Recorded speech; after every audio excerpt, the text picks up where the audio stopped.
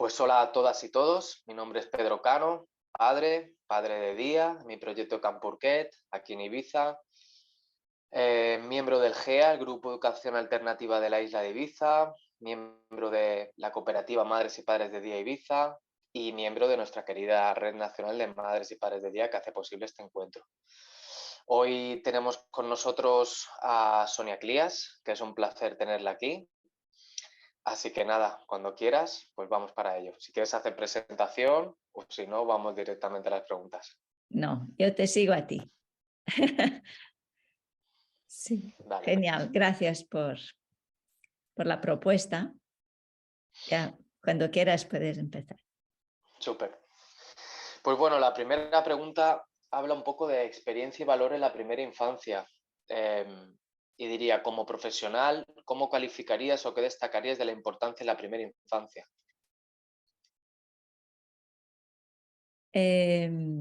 Bueno, el tema de la primera infancia es porque es como la primera base, ¿no? Sabemos que las primeras vivencias de los primeros años son muy importantes y pues hay algo que se queda ahí, ¿no?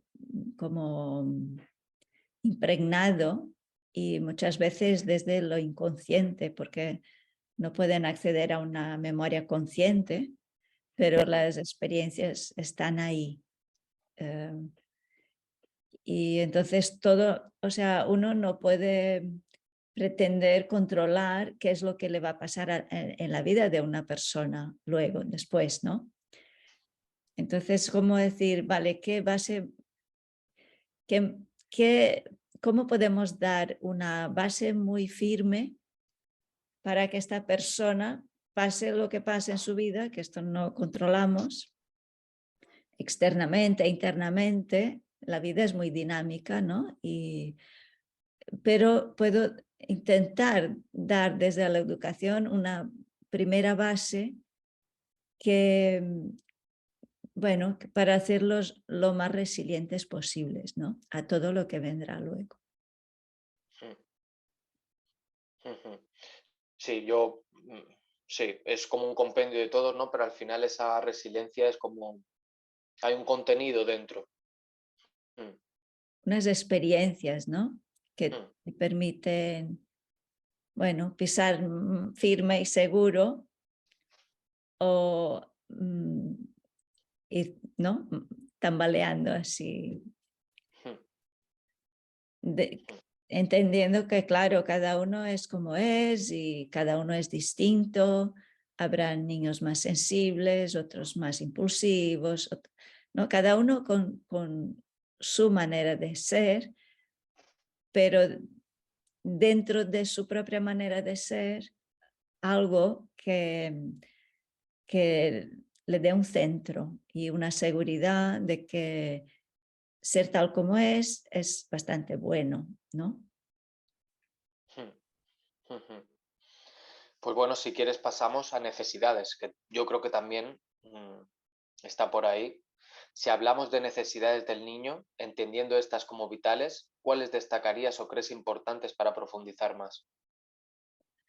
Yo siempre hablo que hay como tres ámbitos de lo que necesitan los niños. Hay una necesidad que es evidente, que es la atención a su organismo, ¿no? A su cuerpo, todo lo que son las necesidades más fisiológicas, como puede ser alimentación, descanso, higiene. Todo esto es muy importante porque si uno no está bien en su cuerpo, ¿no? Si no comes, no duermes, no estás bien. Es evidente que Mm, esto está y es importante. Después hay todo lo que son las necesidades emocionales, sociales, ¿no? En los primeros años de esta experiencia de sentirse querido, escuchado, respetado. Está el tema del vínculo de seguridad, ¿no? Que son como 4 aspectos: el sentirse protegido, el sentirse seguro, el poder ser consolado, y el ser visto, ¿no? Entonces esta experiencia de que a mí me ven, entonces me siento importante para el otro, que siento que esta persona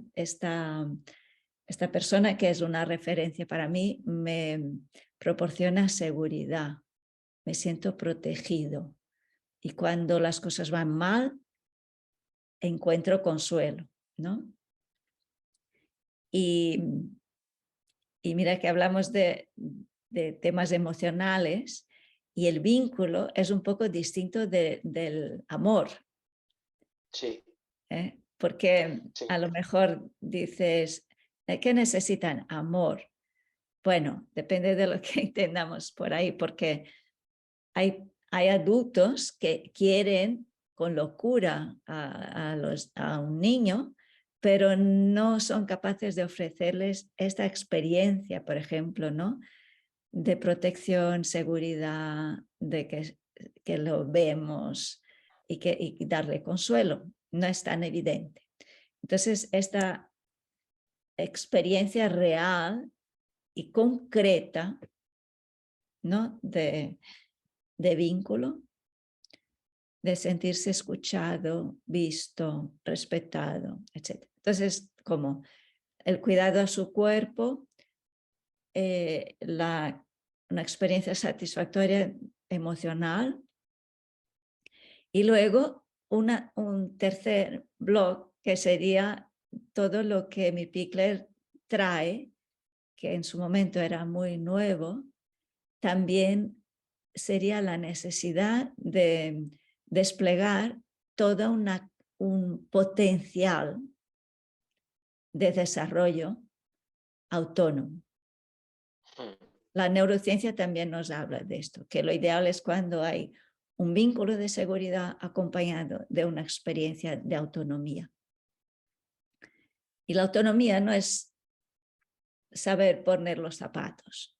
Autonomía tiene que ver con todo aquello que despliegue el niño de manera autónoma, el juego, el movimiento.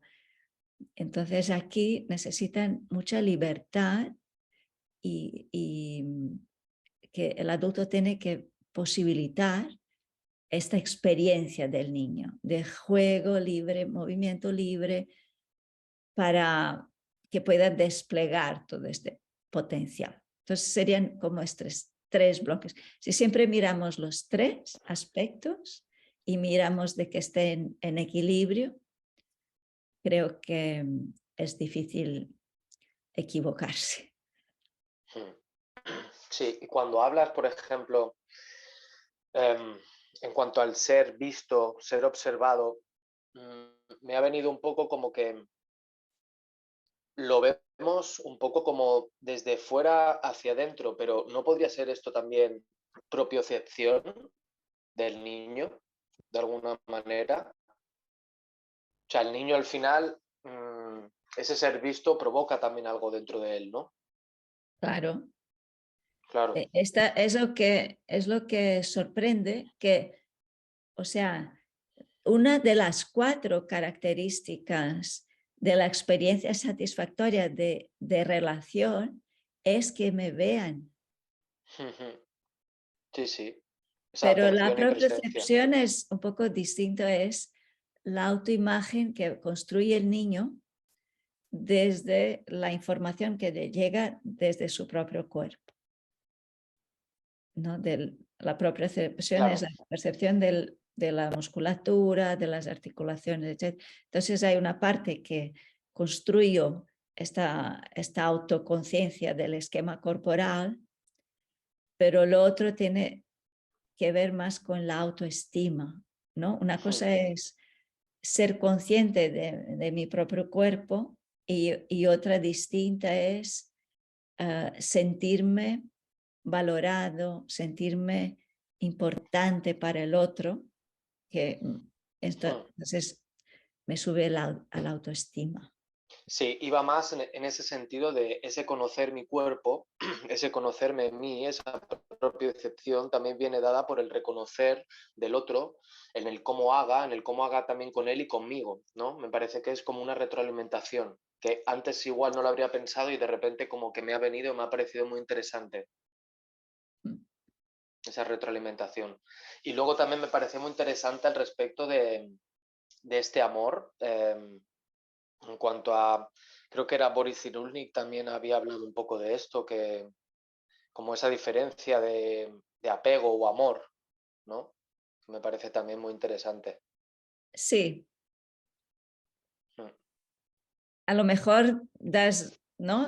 Puedes decir, no, realmente la experiencia del vínculo de seguridad es como un nivel óptimo de amor, ¿no? Por decir algo. Pero lo Sí, que estamos acostumbrados es que yo lo quiero, ya, el amor es lo que siento yo, pero luego está qué es lo ya, que vive el niño, claro. Y cómo es se un vínculo, expresa este amor mm, en sí, lo sí, práctico. claro, y que genera un vínculo muy profundo, ¿no? También, claro. Sí. Ujú. Pues bueno, si quieres vamos a la tercera, que dice acompañantes. ¿Qué tipo de habilidades o capacidades debería disponer un acompañante de esta primera infancia? Bueno, es necesario ser consciente de ¿no? De todas estas necesidades y mirar de atenderlas.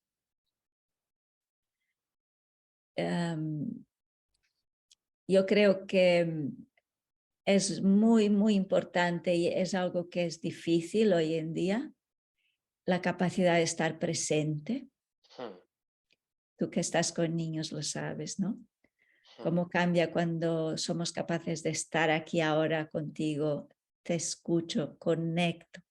Esto es lo que necesitan, presencia. Em,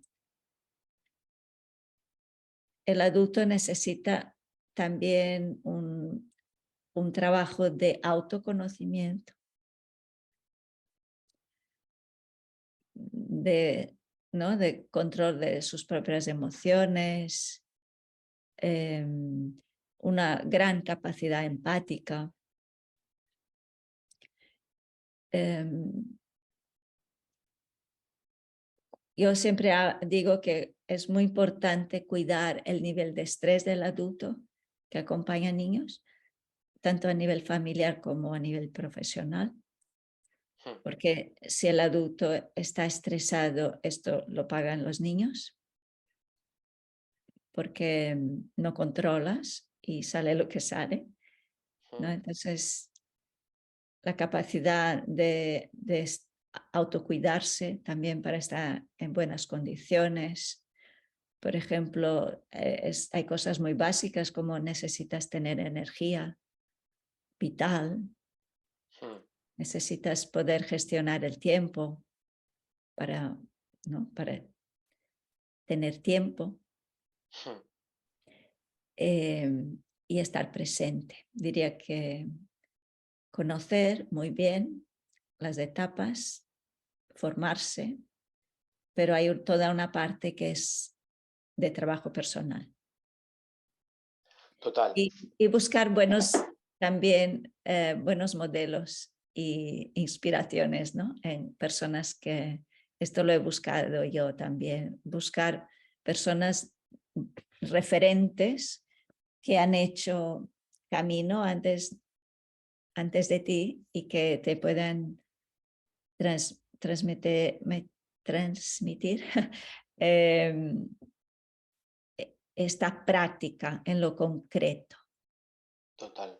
porque no es suficiente solo los conceptos abstractos, ¿no? Por ejemplo, respeto. Nadie te diría, pues mira, yo creo que el respeto no es importante, ¿no? Todos estamos de acuerdo que el respeto es importante, pero claro, ¿qué significa esto en la práctica? Ya. Sí. Sí, yo a mí, la verdad que una de las cosas, un pilar para mí, o sea, para mí, por ejemplo, estar con niños creo que es mi propio trabajo diario, interior, un camino que a mí que me apasiona, que me llama mucho la atención desde muy joven, y estar con niños implica ese trabajo diario. Es decir, al final, si somos un espejo, ¿qué eres? ¿Qué das? Y me parece vital, incluso aparte ya de eso, ¿no? Ese profundizar también en la materia, en el estudiar, en el tener personas de referencia como tal, pero el autocuidado cada día lo veo vital. Ha habido días, ¿no? De que a lo mejor he descansado menos o me he levantado antes y eso que me voy a dormir a las 9 estoy ya en la cama y me levanto a las 7 o las 8 con mi hija que también está en mi proyecto. Y hay días en los que a lo mejor no me ha pasado en las salidas, viéndome a mí y haciendo autocrítica. Ese autoconocimiento para mí también es en el día a día pasan cosas y tener la capacidad de que se pare el tiempo y que te rechinen cosas y para la siguiente modularla o cambiarla. Y decir, ¿cómo ha ido el día? Pues bueno, ha ido bien, la verdad, ¿no? Los he notado muy bien, o otro día, bueno, estaban más cansados, tal, pero es sobre todo yo cómo gestione. Los niños son niños, van a hacer cosas de niños, ¿no? Pero es todo el rato es yo cómo esté, lo voy a poder gestionar de una manera u otra y cada día soy mucho más consciente de esto, algo que pasa desapercibido, ¿no? Totalmente, totalmente. Y cuando hablabas pensé otra cosa que también es importante, que el adulto que esté con niños disfrute de estar con Hmm, los niños, hmm. ¿no? Que haya habrán días más difíciles, menos, niños más intensos, pero tiene que estar presente lo que transmites tú, que es que hay una alegría porque me gusta este trabajo. Bueno, es que implica muchas cosas, yo igual también porque tengo muy presente creo a mi niño y por eso creo que estoy aquí. Pero, jolín, implica muchas cosas, entonces yo siempre tengo eso en mente de qué das, qué soy, porque al final no se habla de que el niño es un órgano sensorio, tanto para recibir como para hacer. Entonces existe un compromiso del adulto que debe de estar ahí patente y bueno, es complicado también llegar a ese equilibrio, ¿no? Sí, porque yo creo que disfrutar esta alegría también ayuda a sostener, ¿no? Claro, Bueno, es difícil, pero a mí me gusta, ¿no? claro. Y cómo hacer frente mediante la alegría, es que cambia todo el perfil y la dinámica y las estrategias en el día a día con la alegría, es que cambia todo. Además, frente a niños que son un folio en blanco, esa alegría determina y genera. Entonces, es todo el rato, ese sostener para mí es estar en esa firmeza, con ese asombro, con esa alegría y es que al final pasa el día y se te ha pasado volando, pues eso debe de ser, ¿no? Y claro, pues somos personas y hay altibajos y hay, pero ese es el trabajo diario y continuo que deberíamos de tener, ¿no? Hmm. Pues bueno, Sonia, vamos a por el cuarto, que dice entornos. ¿Qué tipo de entorno sería el más adecuado para acompañar estas necesidades de las que hemos hablado?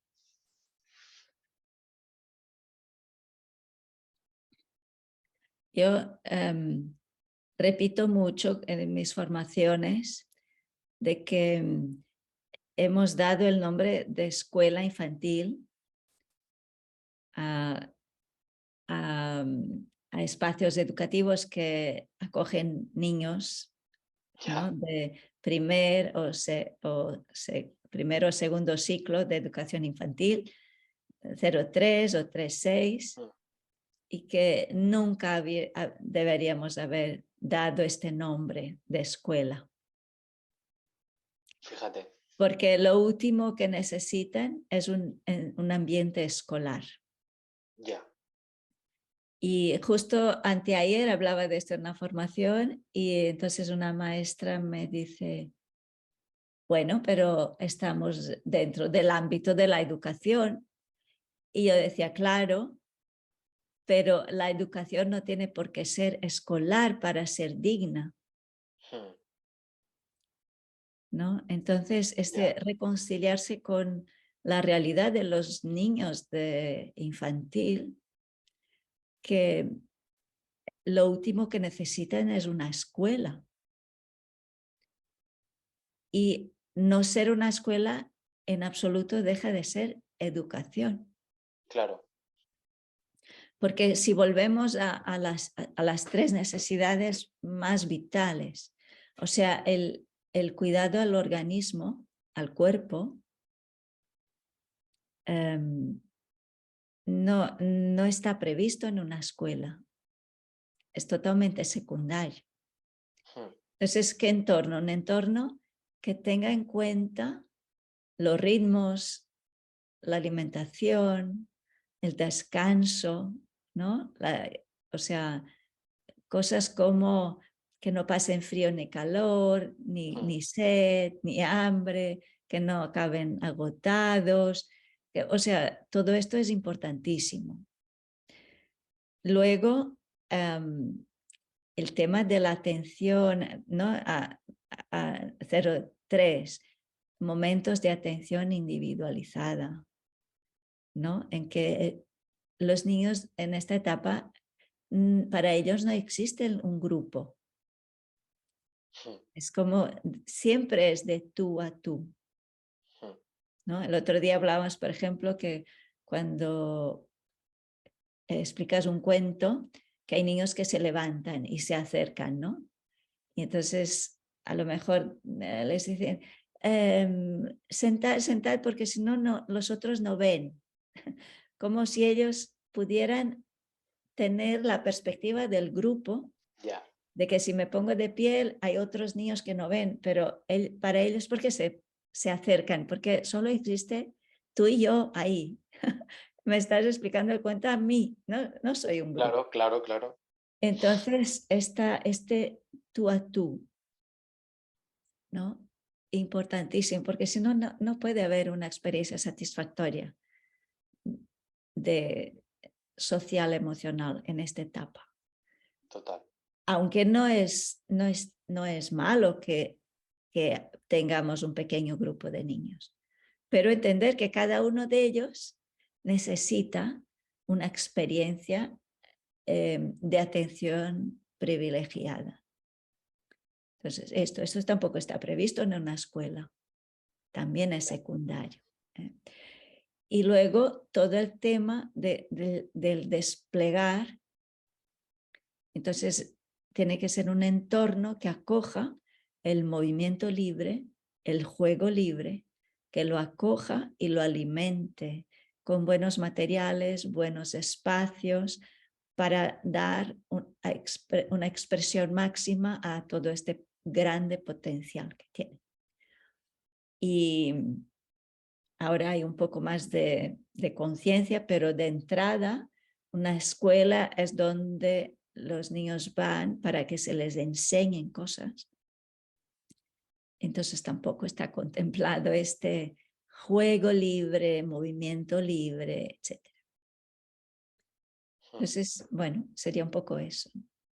Sí, es que incluso me venía, ¿no? Que si vamos a la palabra educación, a su etimología, está totalmente, nos hemos ido, o sea, de ese educare y educere, de fuera hacia adentro y de dentro hacia afuera. Hoy día no parece que la escuela es más de fuera hacia adentro. Nos olvidamos de esa atención que a su vez es presencia, que a su vez es exteriorizar. Bueno, pues nos olvidamos de una serie de conceptos primordiales. Y luego otra cosa muy grave que tenemos en este país es que las ratios que se acepta por ley, que son totalmente deshumanizadas. Es un escándalo directamente. Es algo que sale totalmente de lo que son los patrones de Europa, pero no solo Finlandia y Alemania, de todos los países de Europa, y que está muy alejado de lo que debería ser el entorno de un niño pequeño. ¿no? Hablamos de que las ratios deberían ser entre 4 y 6 niños por adulto, cuando tenemos 8, 13 y 20. Claro, claro. Al menos aquí, no sé cómo es donde vives, pero aquí en Cataluña es... Sí, creo recordar que en Escoleta en bebés un educador por 7-8, en 1-2 uno por 12 y en 2-3 años uno por 18. Pues aquí todavía estamos peor. Pero quiero decir, esto está muy, muy lejos porque hay niños que están totalmente sobrepasados de estar tantas horas con tanto ruido, tanto movimiento, es un exceso. No imaginamos un grupo de 20 niños de 2 años, es una locura. ¿Y esto en qué momento, Sonia? Porque recuerdo hablando con las profesoras del módulo que ellas hablaban de que hace años había 2 personas, que decía, bueno, seguían siendo las mismas ratios, pero al menos había 2 personas. Y eso Pero es cambia ya que mucho también. si hay 2 personas, la ratio es la mitad, porque la Ya. ratio es número de niños por persona. No, yo creo que en esto cuando hablaban aquí era que había 2 personas a lo mejor para 18 niños, que sigue siendo muy agresivo y abusivo. Sí, totalmente. Pero, pero bueno, claro, es que creo que también esto entra en el que parece que con que nos den un poquito nos conformamos ya. Claro, Y es no que va. dicen, no, es que esto es la radio, pero ponemos a alguien de apoyo. Ya, Es que no es suficiente. no. No, entonces sí, esto hay que revisar. Entonces, bueno, un entorno que atienda ¿no? Los 3 ámbitos, que pocos niños sería lo ideal. Es que de hecho es una etapa que pueden estar un niño que es, por ejemplo, ¿no? un hijo único en casa y estará, no le va a faltar nada importante en esta etapa. Hmm. Y también cuidar los sentidos, que no sean un ambiente sobreestimulante, ¿no? Ya. Sino que sea agradable, tranquilo. Que no es que los niños tengan que ser tranquilos, los niños no tienen que ser tranquilos, el entorno tiene que ser tranquilo Hmm. para dar una calma. Y luego los niños serán activos, vitales, ¿no? Cada uno a su manera, pero un entorno tranquilo sí, y que no sea sobreestimulante, es muy importante, Hmm. porque la sobreestimulación genera excitación y estrés. Fíjate con eso que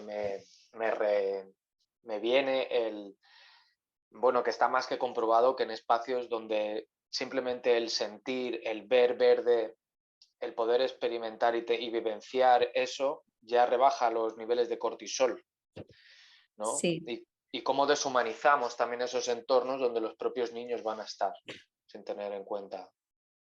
esto es otra cosa muy importante, lo que has dicho, estar en contacto con la naturaleza y estar al aire libre. Hmm. Es importantísimo, es como recibir aire y luz, es como, ¿no? Ya. Tan básico, pero fíjate que yo visito muchos espacios educativos. Por ejemplo, ahora mismo casi que voy a 2 o 3 escuelas infantiles a la semana, Hmm, hmm. porque doy formación a muchos equipos y tal. Y hay, diría que prácticamente todos, es muy fuerte, el grupo de los bebés no salen fuera porque no tienen un espacio adecuado, porque hace mal tiempo, porque no pueden estar en el suelo porque no es adecuado, porque, o sea por lo que sea, es muy difícil un grupo de bebés que diariamente, durante todo el año, puedan estar al aire libre. Porque imagínate que si yo ahora te cuento, no es que en los orfanatos en China tienen los bebés encerrados en una sala y no salen al aire libre, dirías, pero qué cosas horribles hacen en China. Pero esto está pasando por todo el país. Ya.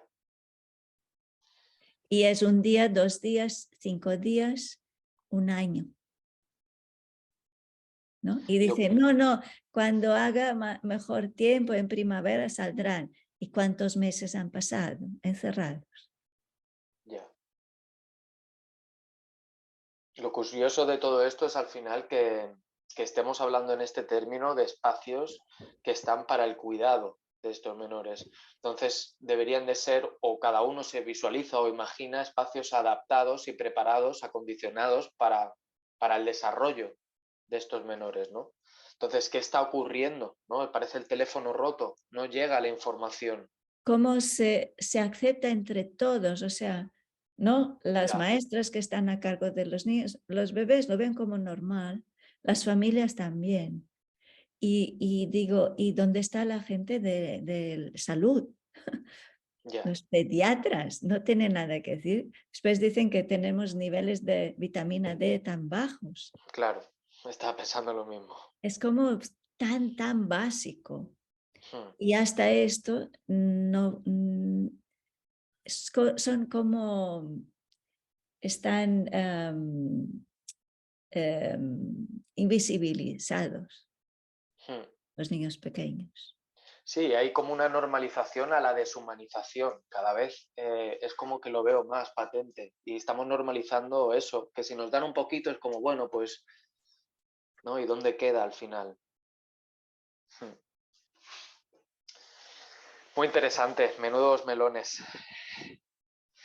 Pues Sonia, si quieres vamos al quinto, que dice social y tal y como se está entendiendo hoy día la infancia, ¿cómo podemos traer a las familias dichas necesidades? ¿Qué ocurre para que haya ese alejamiento en las necesidades del menor y el corresponder de la familia?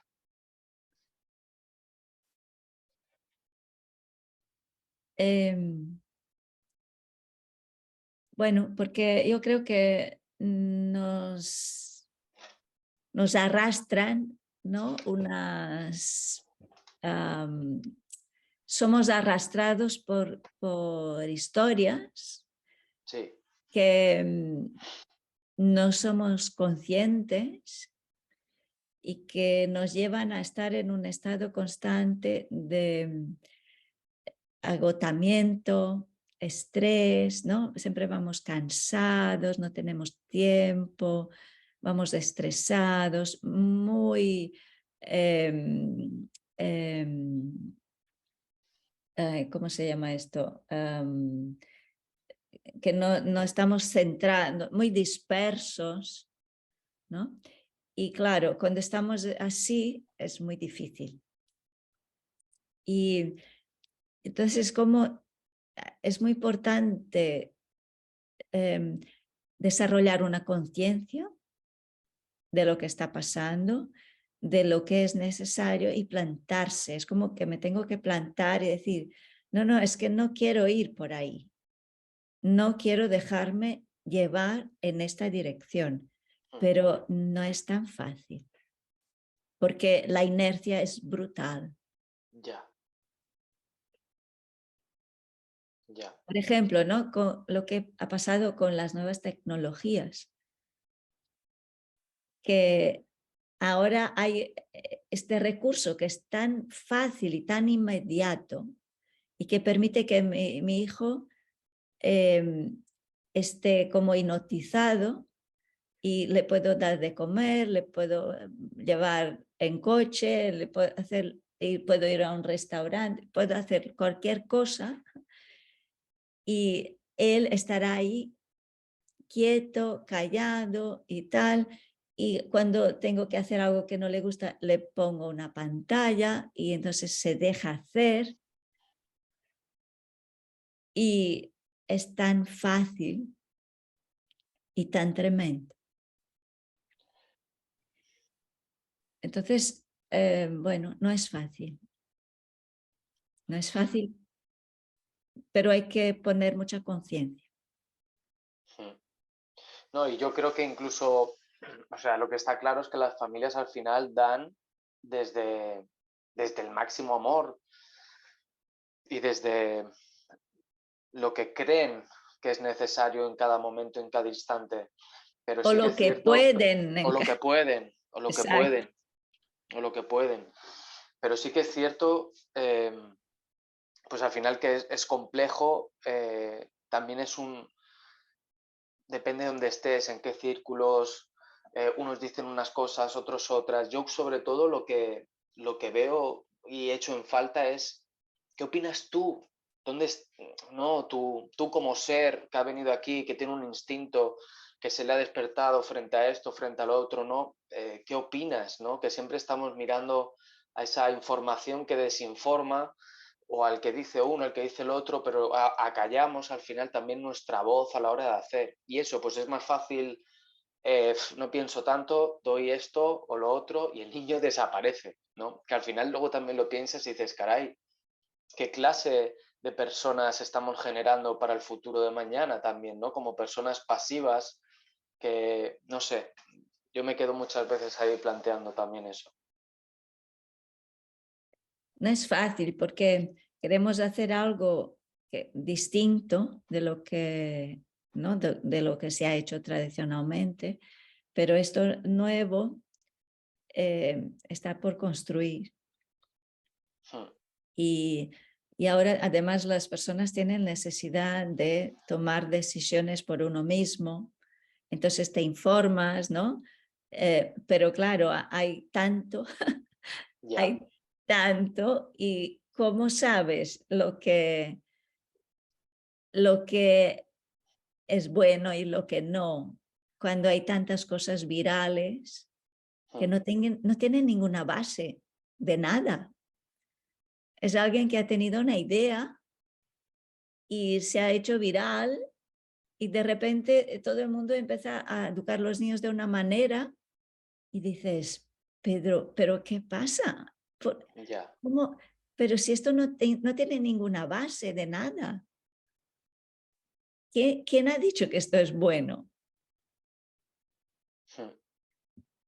Y es complicado. Por eso a mí me gusta mucho, ¿no? Las dos referencias que tengo, que la pedagogía Waldorf y Emmy Pichler, no es una moda, ni una teoría, ni una tendencia, sino que es una construcción muy sólida de una práctica que su base es el niño, sus necesidades, sus procesos. No me invento cómo es el juego del niño, lo observo.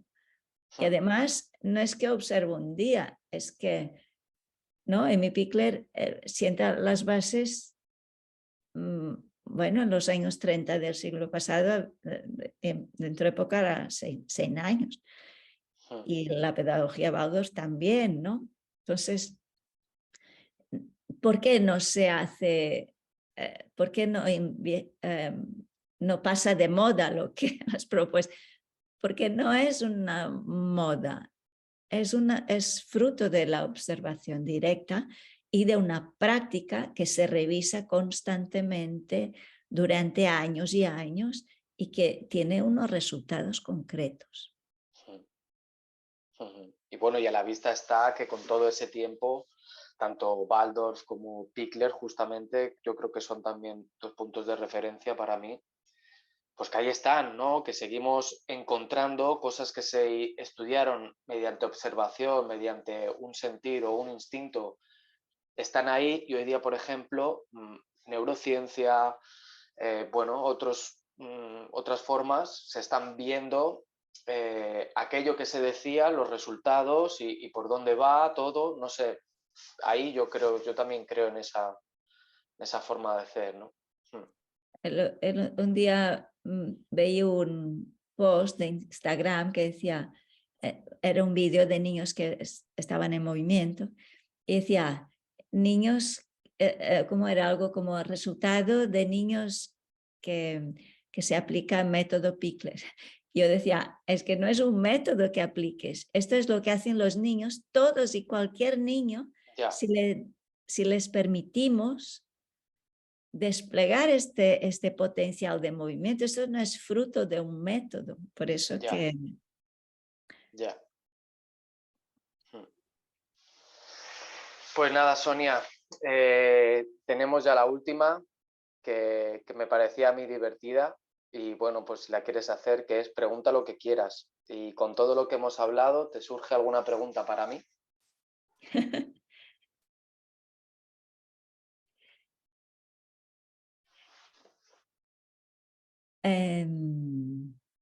No lo sé.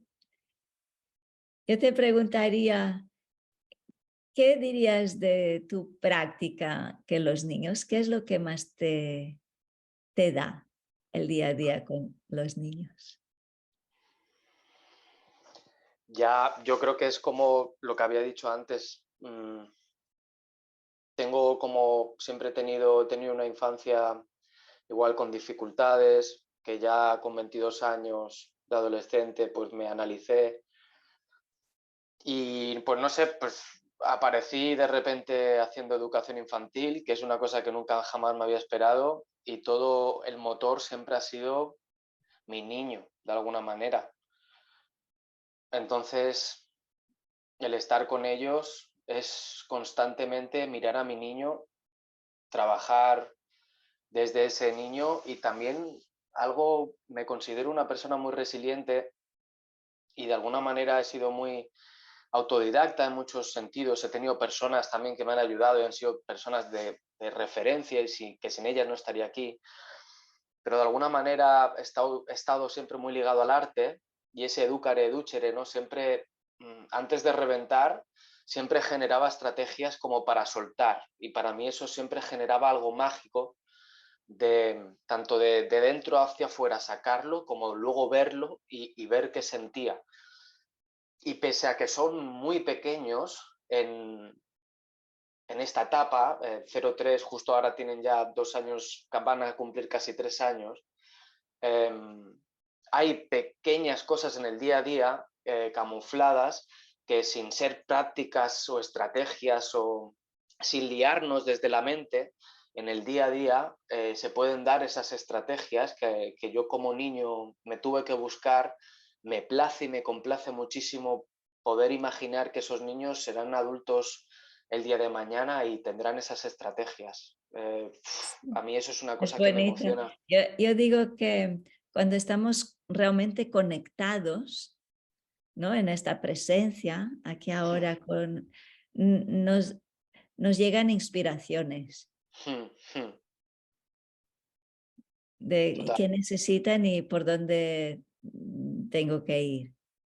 Sí, sí, total. Yo no sé si es intuición pedagógica, si es, pero hay veces que a momentos incluso de generar o estrategias o cosas que estás viendo en el ambiente y ¿no?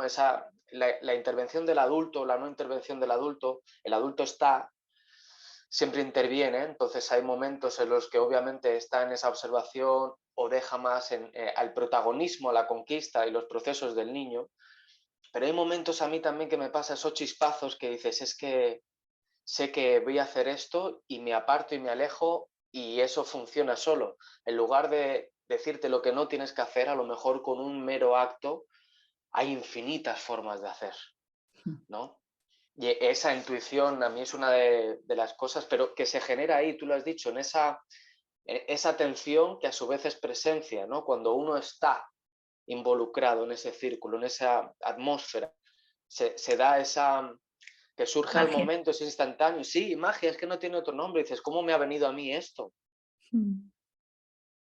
Y bueno, pues ahí más o menos sería. La verdad que ya digo que para mí es como mi propio trabajo diario y me emociona solamente decirlo y pensarlo. Pues Muy nada, bien. Sonia, que un placer haberte tenido por aquí Igualmente, un placer y conocerte así a distancia, pero en persona. Y y enhorabuena por tu trabajo también. Enhorabuena a ti también, que das mucha luz.